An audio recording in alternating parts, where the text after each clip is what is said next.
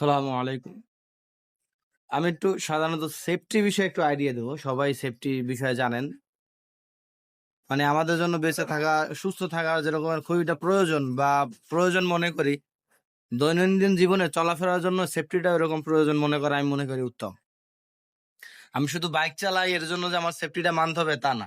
সবকিছুর ক্ষেত্রে সব দিকে বিবেচনা করে আমার সেফটিটা মানতে হবে।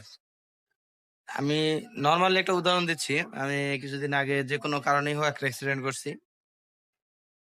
তো আমার যা ব্যথা পাইছি, পাইছি।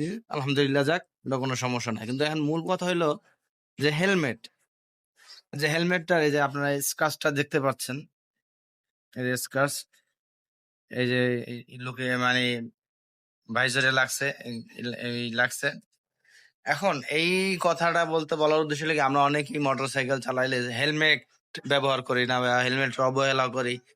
হ্যাঁ, কিন্তু আসলে ব্যক্তিগত দিক থেকে চিন্তা করেন যে হেলমেটটা যদি আজকে না থাকতো আমার পরনে, হ্যাঁ, যে স্ক্র্যাচ গুলা পড়ছে মানে হাস্যকর কথা যে স্ক্র্যাচ গুলা যে পড়ছে আমার হেলমেটে, ঠিক এই স্ক্র্যাচ গুলা কিন্তু দেখা গেছে আমার ফেইজে পড়তো।